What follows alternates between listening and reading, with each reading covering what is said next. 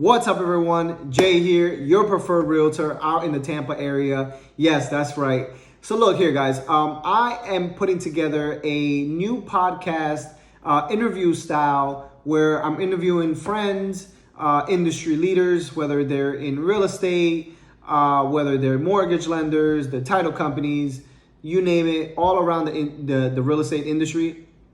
And I was fortunate enough to interview a good friend of mine, Calvin, recently, and this is what you're going to see now. But I just wanted to introduce, this new style of interview. If you're interested in the real estate industry, if you're looking to do something, whether that's investing or maybe become a lender, I hope that this series or this style of interview, answer some questions. And if you do have any questions that I may not touch on, write them in the comment. And then if anything, I can get back to the individual that I interview. Why? Because these are people that I consider advisors, pros, specialists in what they do. So without further ado, let's get into it. All right, let's go. All right. Good morning, everyone. Well, we're pre-recording this just because we're not pros at this. And this is our first time off. I want to welcome everyone that is watching now. This is our first of many, we hope, to come. And this is kind of to introduce everyone to the industry that we're in, right? Whether it's real estate, whether it's marketing, whatever industry you're in, at some point, somehow we hope that the services that we're putting in front of you, you can take advantage of. So with our first presentation, I have my good friend Calvin here. And what's up, everybody? Awesome. And man, look, let me say I appreciate you taking the time. I know we kind of had a quick turnaround to say, hey, look, we met up and then we just kind of vibed off each other's energy. And I felt like, all right, we got to do this. This is a go. Yes, we got to really launch this thing. So, as I'm getting this workout in this morning, got to get your workout in this morning. You motivated me. You've been motivating me, man. I really got to get on mine as of lately.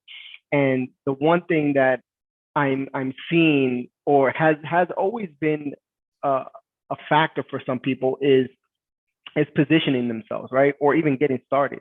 So a lot of times people don't position themselves because they feel like things need to be perfect. And so I was thinking about this on how, when I first started doing Turo, I put my car out there. I didn't set prices. I didn't schedule my calendar. I didn't do any of that stuff. But that right there positioned me to allow Turo to broadcast and market the vehicle. And even though I wasn't prepared, and let me explain to you how I wasn't prepared. I wasn't prepared because I didn't do any pricing on there, right? They just set a price and was like $20 below the market, right? So of course I'm gonna get guys that pick up my vehicle, and I did, like, within the first 12 hours. So I had to kind of go back, cancel trips, messed up my account in a sense because now I had a negative rating. But nonetheless, that didn't stop me from getting business now, right? That rating didn't stop me. But the point is, you have to position yourself. It's not about being perfect. It's not about being ready. It's about just going, just putting yourself in a position where making that commitment. I actually made a post about this yesterday. The first thing before anything is the decision and the commitment. Everything else falls in line after.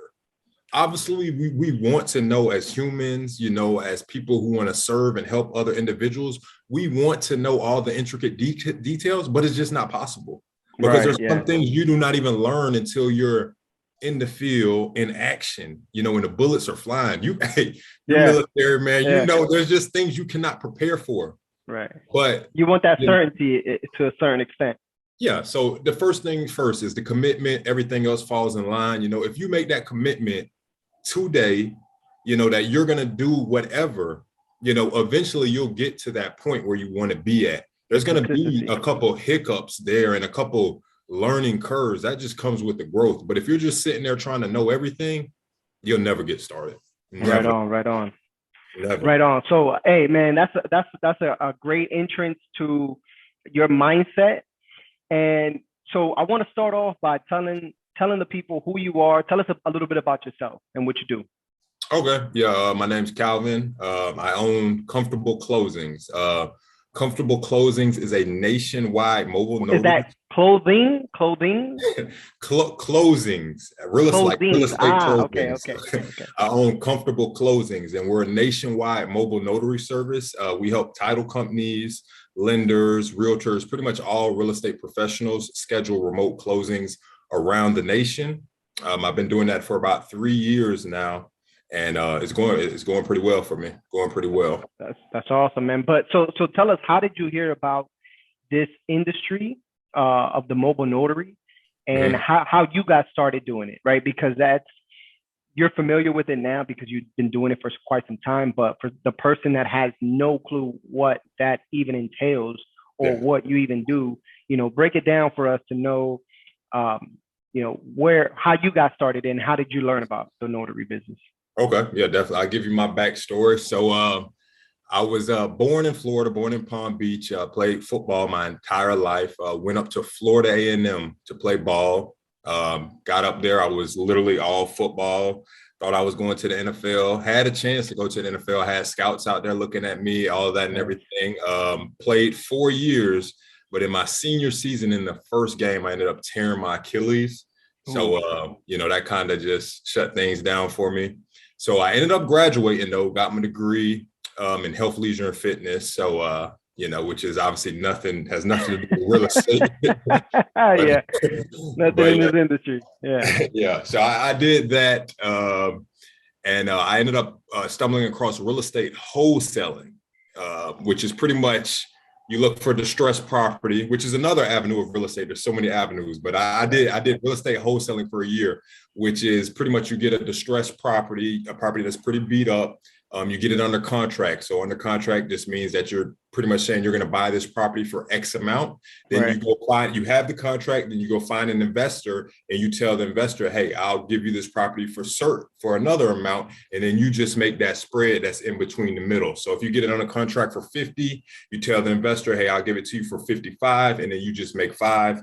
It's not a scam or anything. Obviously, the investor is going to make money on the back end when they flip the property or whatever they decide to do with the property. So anyways, I did that. So what is there a company that you work with, a brokerage or? No, man, I did that on my own. See, the beautiful thing about real estate wholesaling is that you could literally decide to be a real estate wholesaler today. It doesn't require any credentials or any type of certification. No licensing or anything like that. No licensing or anything, but you are providing a service because a lot of investors do not have time to go out there and scout property for themselves, especially if they're big time investors making real moves. They do not have the time to go out there and look for properties themselves. So they work with wholesalers. Those are their boots on the ground out there looking for those investment properties that are, hidden, because they don't have time to be handling that, So you brought it to the front door. Yes, that's what a wholesaler does. Yeah. They bring the deals they literally bring the deals. It's wholesaling. You're wholesaling real estate. They're bringing the deals at a wholesale price to the investors, and they just make the spread in between. The homeowner, the previous homeowner, they obviously get their money. It's usually a distressed property, which is usually something that was like a sore thumb for them, a reason, like maybe it was inherited or whatever. But I don't want to get off on this tangent on real estate. You were the Costco of real estate, man. Yeah. I don't want to get off on the tangent on that. Costco. No, it's all good. No, talk, man. Talk. Yeah. So I did that for a year. I actually found out about that on YouTube, man, because when I graduated, I said I was going to play ball, and I ended up working construction jobs. I graduated, I was working construction jobs literally for like $13 an hour, man. I was like, dang, this is what my life has come to. Yeah. So I ended up finding out about the real estate wholesaling. I did that for a year. And the way I stumbled across the mobile closing business is that every time I went out and scouted property, I would listen to podcasts. So one day I just turned on this podcast and the guy comes on. His name's Mark Wills. I want to give him a shout out. He's my mentor to this day. He comes on talking about the mobile closing industry. I'm like, man, what is the mobile closing? Notary goes there and brings documents, get them signed. I'm like, what is this? Yeah. So I've never heard of it. Niche industry, never heard of it. So I called my mom. I'm like, hey, mom, have you ever heard of the notary signing agent who brings, you know, the documents, the loan documents, and get them signed? She's like, because she's bought a house. So I called her and asked her about that. And she was like, no, but I do remember, you know, there was a notary at the closing table, but I don't remember their particular name or what exactly that they do. They do. So I was like, yeah. So I was like, wow, this sounds pretty interesting and it sounds legit. So long story short, I ended up purchasing the course after that. And, you know, I was still in Tallahassee. So my lease was about to end in Tallahassee like 3 months after I purchased the course. So I'm like, hey, I'm going to go all in, study this for 3 months. And then after that, I was moving to Tampa. I'm like, when I moved to Tampa, I'm going to go all in on my mobile closing business. So bought the course, studied for 3 months, moved to Tampa, and went all in on it, you know? And so for a year, so what you have levels to the notary business, which I'm sure we'll go more in depth in later. But when I started, I was a sole notary. So it's notaries who do mobile closings. The proper term is notary signing agent or loan signing agent. So I was a sole notary signing agent, just by myself.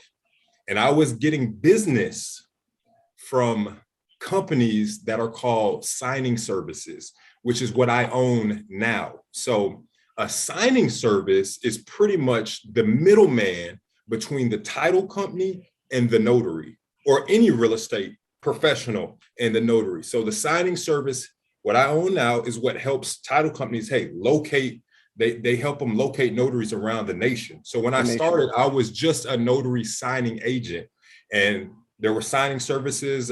Basically, you register with them, you call them, you know, you market to them.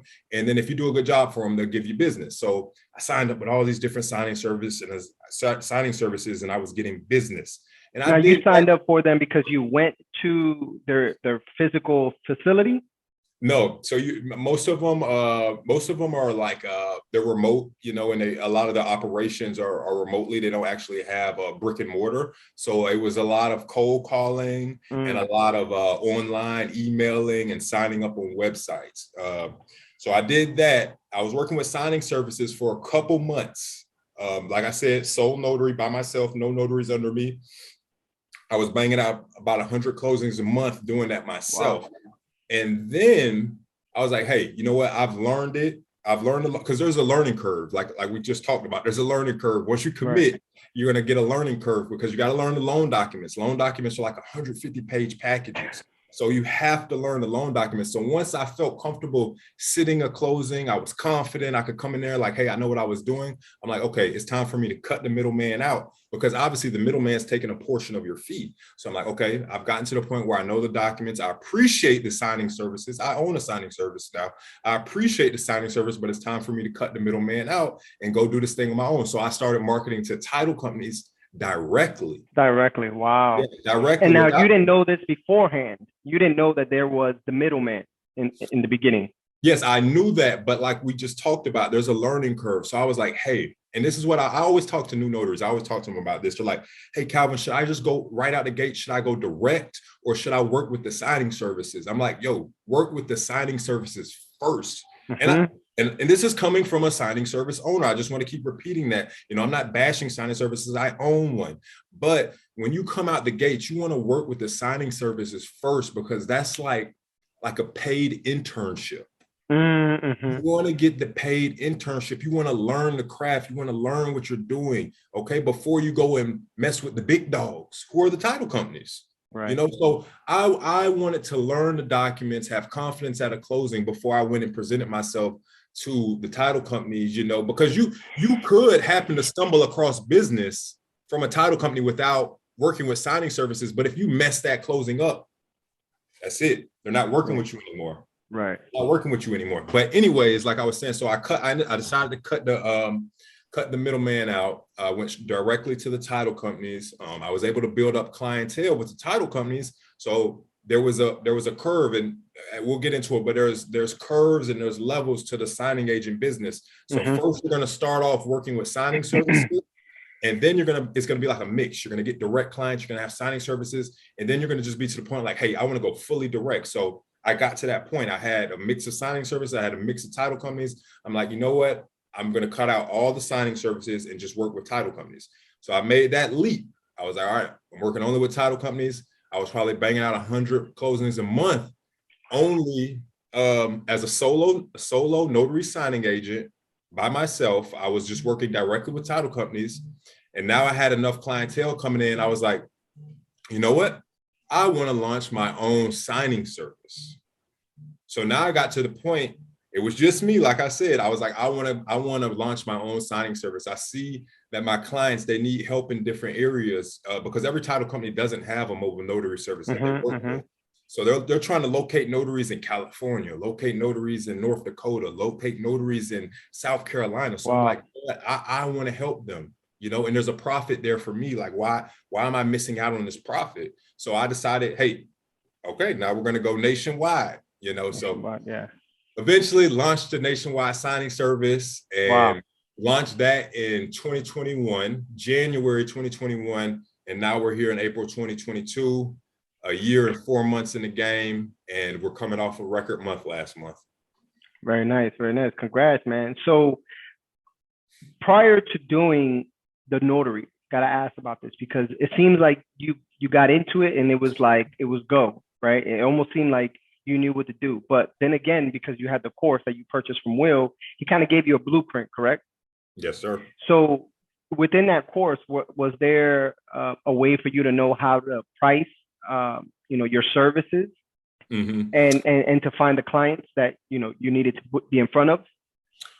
Yeah. So the course, and that's the good thing about the course, and the good thing about having a mentor, because like we keep hitting on, there's learning curves and there's mistakes, and when you can work with somebody who already has the experience and it is already where you want to be at, then they can guide you, and make sure you don't maybe hit those mistakes that they had to make. So in the course, he does provide, the pricing, what's like the average fee, where you should kind of stay around so you don't price yourself out of the market, or you don't price yourself, below market value. So that's provided, as well as there's a community. So it's not like I'm the only person who bought this course, so it's people, he has thousands of students who bought this course, and he provides a community because, there's a group of us. So I actually started in this game, 2019 with other notaries who I know who started as well in 2019. And they're now at the point where they have their own nationwide signing service, and we all grew together. We still communicate to this day, bounce questions off each other, just figure out what's going on. If the market's a little slow, like, hey, are you slow? Like, because we're in the same game, I'm sure you do that with other realtors as well. Right on. So so you would say that networking is most important, even throughout, from the beginning to where you are now, networking is key to success. Networking is pretty much everything, man. Yeah. Like your network is your net worth. Like that's the old saying. Like, it's so true, some of my top clients came off of referrals, which is networking, people that I went out and established relationships with. And then they're like, hey, they introduced me to somebody, so, networking is everything, especially in the real estate game. It's a people business, no matter which niche, which industry you're in, it's about, who right. and who knows you as well. Yeah, absolutely. I agree, man. In any industry, if you don't reach out to people that know maybe a little more than you, or are starting in the same place where you are, it's difficult to know where, or how far you can go, because you don't see someone else, you don't see their path of progression, if you will, or they can, once again, like you said, they can cut that learning curve for you. So yeah, no, 100%, I agree. Yeah. So what is your checklist? And if you do have one, what is a process that you do now that you wish you had, maybe that wasn't in the course, that you feel like, you know what, if I could do a checklist for someone that's starting off that wants to shadow what I do, this will be the checklist, 1 through, let's say 1 through 5, kind of generic, if you will. It doesn't have to be very specific. Well, yeah, okay. If you're a notary just getting in the game, I'd say, one, education is key. Understanding loan documents, understanding the terminology, understanding every aspect. How does the real estate look? How does the real estate agent look at it? How does the lender look at it? How does title look at it? Because you want to understand every aspect. And I didn't know this when I first got in the game, because there's so many moving pieces in a real estate transaction, yeah. And you don't want to be the person who holds it up, and I preach this. So I have 3 employees, 3 schedulers, and I tell them, the notary is the most important piece of the deal, but the least appreciated piece. Because if the notary makes a mistake at that closing table and doesn't get something signed, that could literally blow the entire deal. Wow. The entire deal. And I'm telling you, realtors don't know this until it happens to them.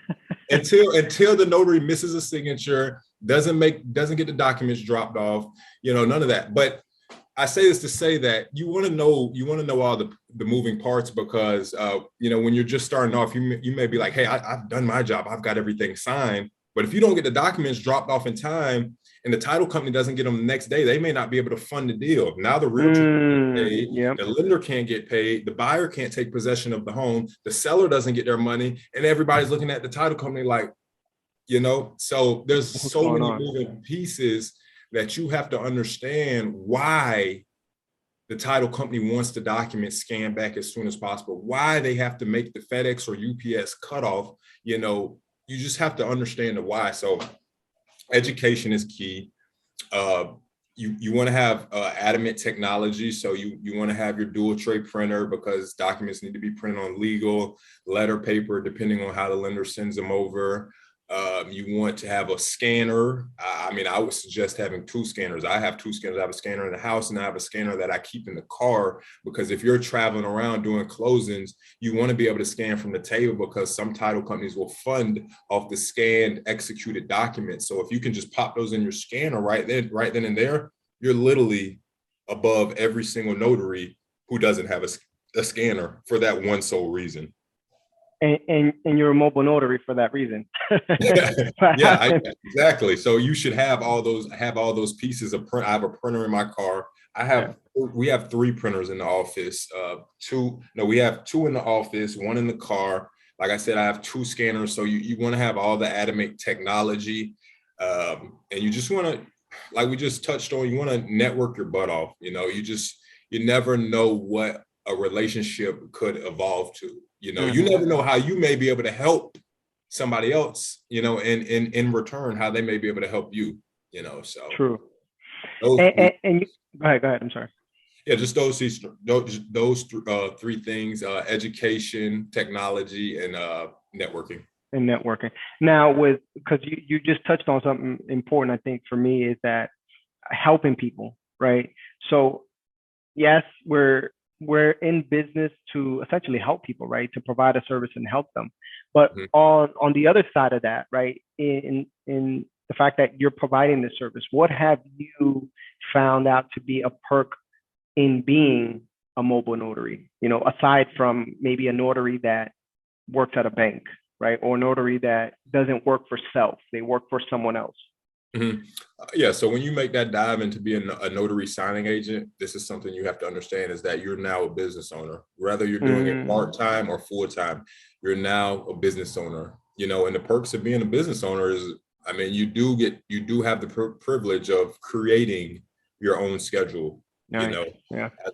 As a single notary signing agent, you do have that privilege of, you take appointments as they come, and you can decline them if you're not available. So you definitely have that privilege, as well as the people, that you get to meet at the closing table. I've closed some, pretty big time people. And then, being in the Tampa Bay area, there's, you know how it is in Tampa. So there's, you meet a lot of people, and you get to build a lot of relationships as well, with realtors, lenders, title companies, people that you probably wouldn't have proximity to unless, in any other way, So I meet a lot of people at the closing table. So are you strictly focused on the real estate industry, or can a mobile notary, look or expand elsewhere? It doesn't have to be specifically for real estate. So my company, I'd say about 95% of our transactions are real estate. Every now and then we'll do things outside of real estate. Most of our marketing goes directly to real estate professionals. Maybe somewhere down the road we'll look into other industries, but right now we just kind of want to capitalize on that. But there's just the fee. The fee for being a notary signing agent and closing a real estate transaction is much more than the fee of doing pretty much any other general notary work. Mm-hmm. There are some other things that you can do that I've heard of that make money, but I just kind of stick to what works for me. Hey man, so perfect segue. So you just talked about fees and making money. Mm-hmm. What are, and not that you would know off the bat, but maybe if you could tell us maybe a gist of what are the fees to getting started as a mobile notary, and how should someone budget and project or forecast how much they're going to spend, right? So what are the startup costs, and then what are the fees now? At once you start getting business, do the fees look the same? Mm-hmm. Or it's just, in the beginning, is it a one-time thing that you start up, right? You take a course, you get certified or licensed. Mm-hmm. And then do those fees, like as a realtor, you have to pay association fees, right? And then you have to get continued education. Yeah. And then so fees like that in the beginning, and then mm-hmm. what are some expenses or fees that you have to budget for now that you're profitable and you're in business? The startup costs for a single notary signing agent, they're pretty low, and that's another big beautiful thing about the business. I'd say probably the startup cost for a notary signing agent is right around like $1,000. So you want to get the dual tray printer, like I spoke of. That'll be a couple $100. And you could just, in the beginning, you could probably just have one printer and one scanner. Once you build up adamant business, that's when you want to, maybe get another printer and get another scanner in your car. But in the beginning, just one printer, a couple $100, a scanner, a couple $100 to get your notary commission. That you'd go to, I got mine from the National Notary Association. So you could just mm-hmm. go to their website, NNA. I think the package is like $200, and that comes with the E&O insurance and everything included. So you need your notary commission. Then you want to get errors and omissions insurance. I recommend getting at least $100,000 worth of errors and omissions insurance because if you make any errors at the closing table, you don't want to be, you don't want to have not have insurance to back you. Right, you don't want to be liable for that.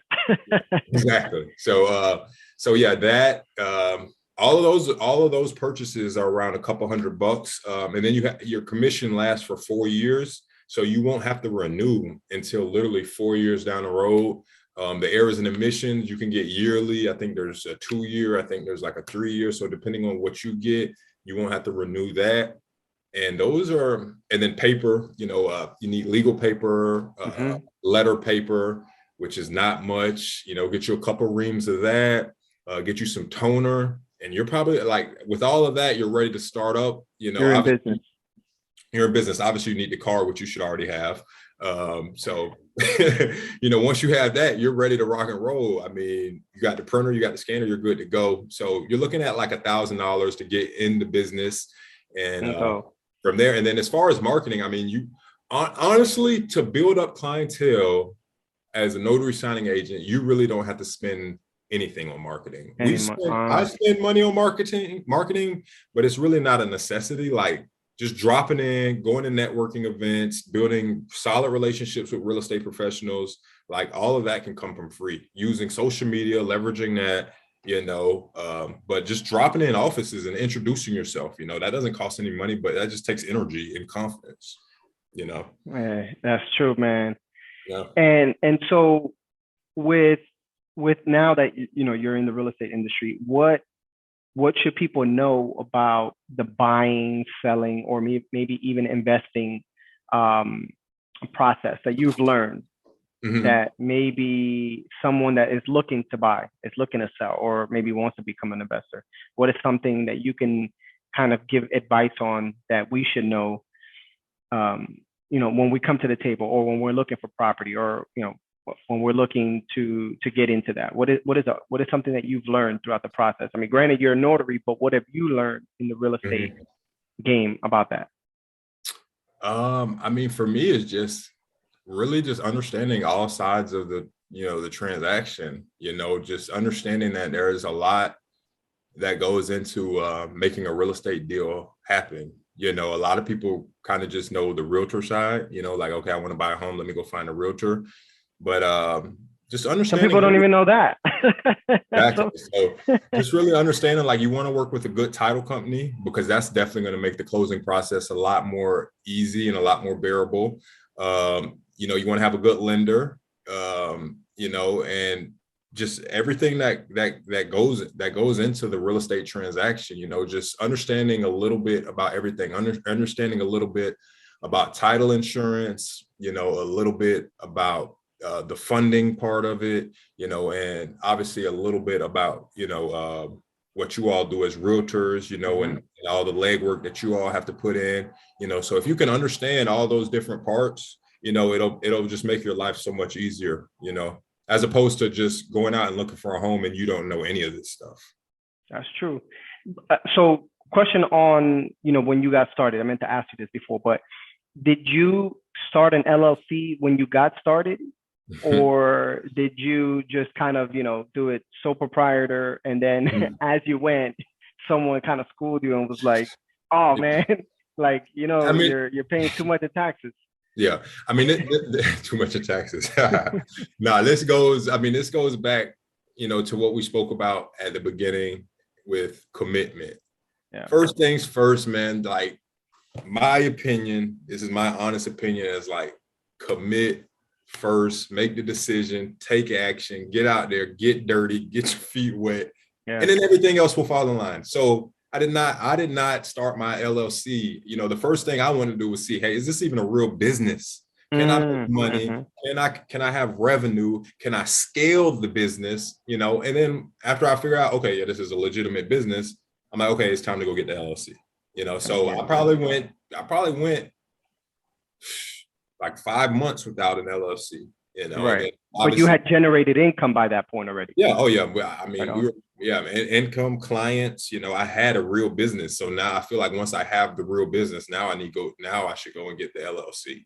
A lot of people waste their time trying to figure out who they should open their LLC with, or how they should open it up, or what state should it be registered in, how S Corp, all of this stuff. And they don't even have a business yet. They don't have a business. Yeah. They go to the bank, they do the EIN. They take 5 months to open up the LLC and the S Corp and all these different things.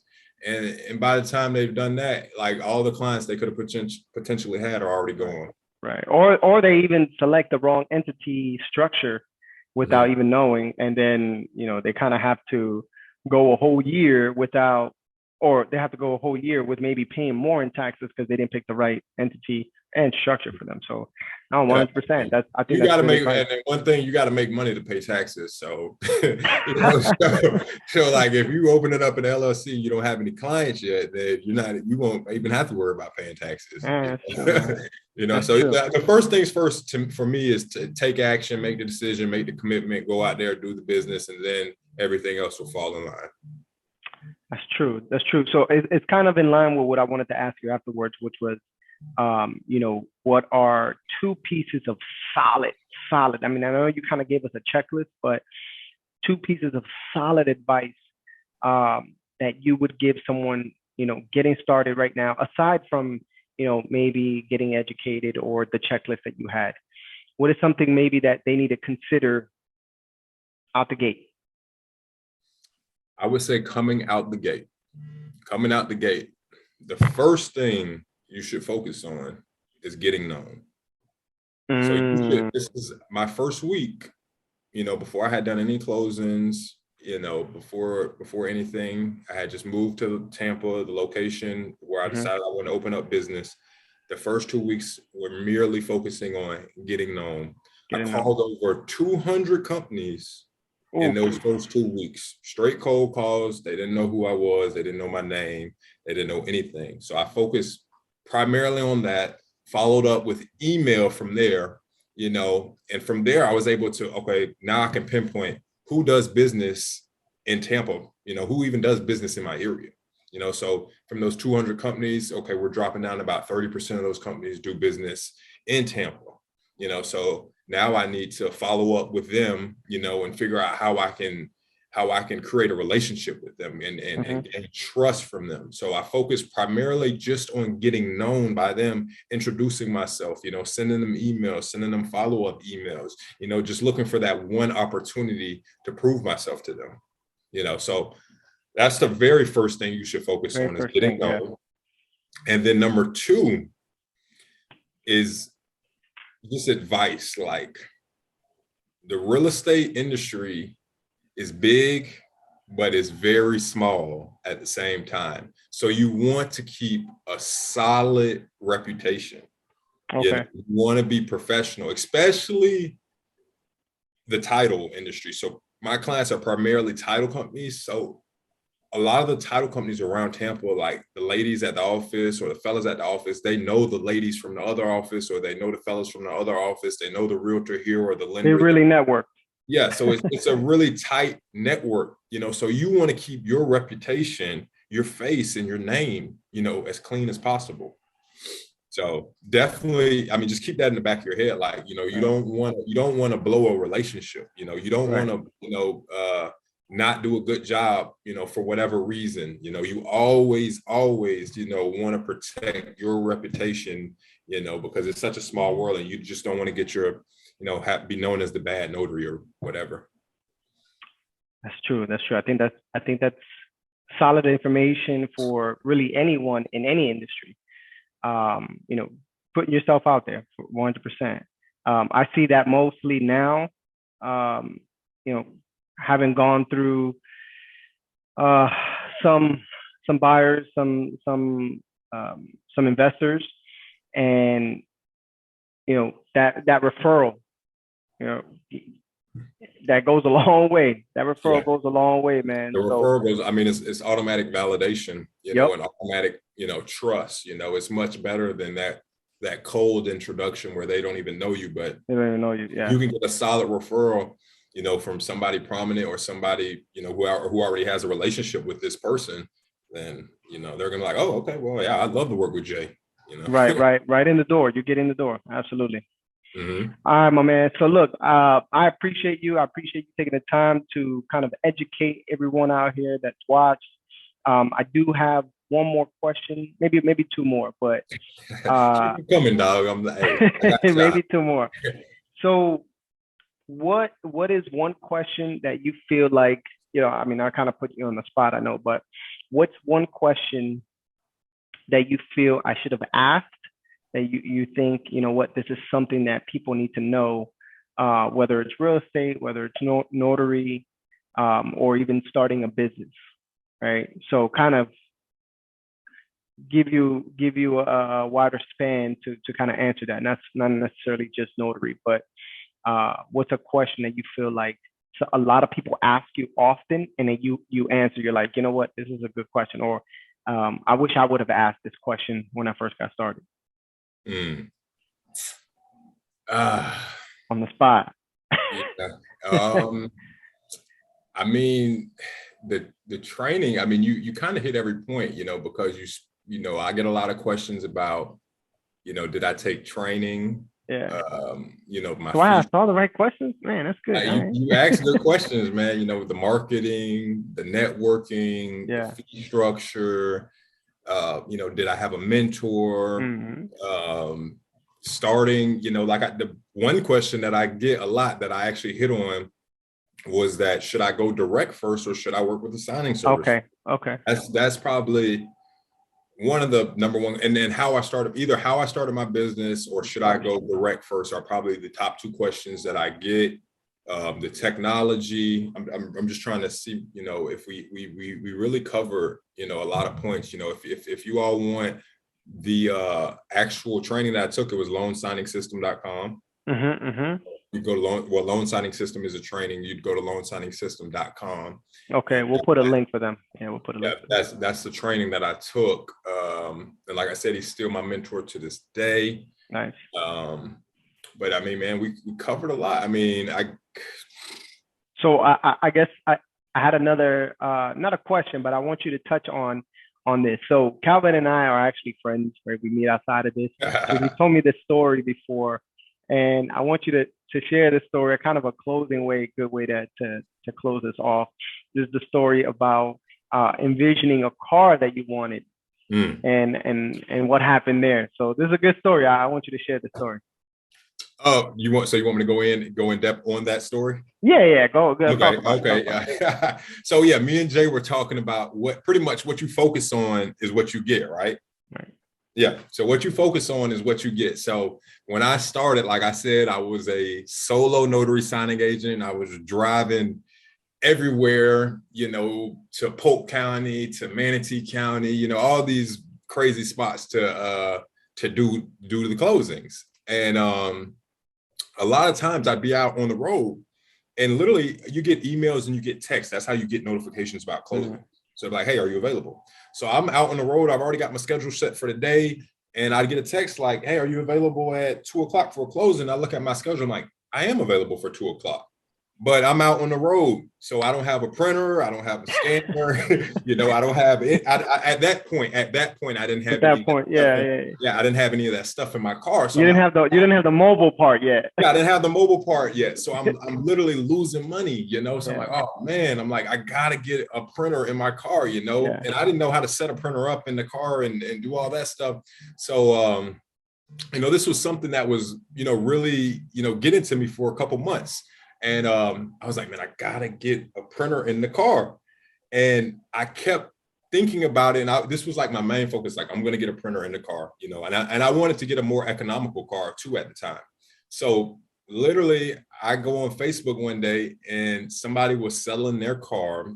It was a Chevrolet Track, you know, which is like a smaller compact car. Yeah. It already had a let's stop there. So smaller compact car. And how tall are you? 6'5". So compact to us is a little different. You gotta do whatever you gotta do to do business. Yeah. Hey, I'll drive in there. But I hear you. But yeah, so I went on Facebook and the lady was selling a car and it already had a printer installed in it, pretty much. Wow. And this was my focus for a couple months. I'm like, man, I have to get a car with a printer installed. And then I showed my friend and she was like, that car looks like it's made for you. You've been talking about that for months. Wow, man. So long story short, you know, I bought the car, I already had a printer in it. And it was, you know, it was great for my business. You know, now I can take more appointments and I could serve my clients much better because, you know, one thing we didn't talk about is, you know, making sure you serve your clients, you know, the best way you can.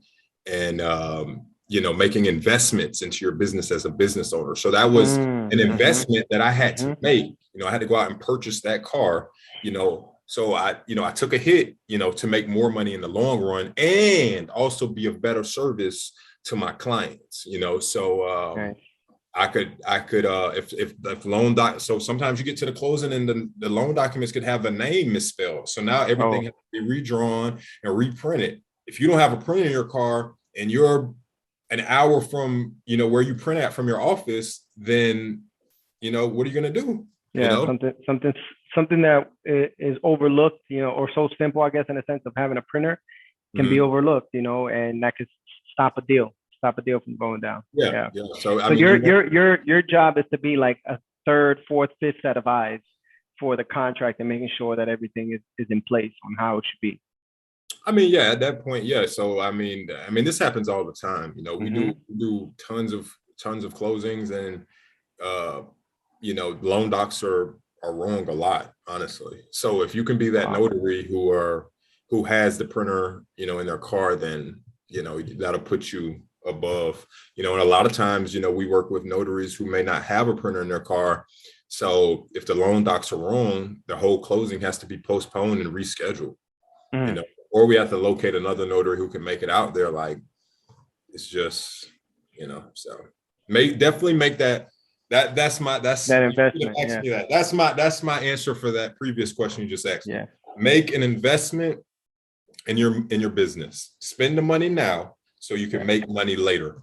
Make the investment, Wisely, for sure. Because I mean, we don't want you to just go overspend on things that you don't necessarily need because you think you need to be up and running and you need to have an office. Make the right investments. Absolutely. Make the right investment. Any way that you can service your clients better, and be of better help, be a better business owner, then I think you should always spend that money. If you can ask yourself before you're making the purchase, like, hey, is this going to help my business? Is this going to help my clients? Am I going to be, am I going to be able to provide a better service because of this? Then spend it. Yeah, I think it's safe to say that Calvin is his mindset is 10x, and mindset is everything. 10x and mindset is everything. It's safe to say. Safe to say. All right, guys. So Calvin, man, and once again, I want to thank you, man, for your time. It didn't take much for us to really schedule this around our schedules, but nonetheless, thank you for your time, man. Thank you for shedding that light on what you do and how you can be a resource to people. And what I'd like you to do, lastly, is to kind of plug your social media, where people can find you if they need your services. Yeah. Okay, so the business page, all of them are under Comfortable Closings. So Instagram, we're Comfortable Closings. Facebook, Comfortable Closings. Personal page, Instagram is Calvin J. Darville. Facebook, Calvin J. Darville. And then LinkedIn as well, Calvin J. Darville. We do a lot of things on social media. The business page, we do Mindset Mondays every single Monday, which talks about the intangible things that you can do in your notary business, the intangible things to make a quick mindset, what we just talked about, 10x mindset to be a better service to your clients. On Thursday, we talk about the tangible. So what are like the small things? Maybe get an extra scanner, get an extra printer. What are the small things that we can do in our business? So we provide a lot of value on the platform. So, and if you guys have any questions, just, hit me up. Reach out to my man. Yeah, he's a pro, man. I hop on calls all the time. Any notaries who you may know or whatever, I'm always talking to people looking to get in the game and always willing to help. Absolutely, man. Once again, brother, I appreciate you. Thank you so much. There's no formal way of signing off right now because this is number one. So I appreciate you, brother. Yes, sir. We'll talk soon, bro. I appreciate you. Yep. Later, brother.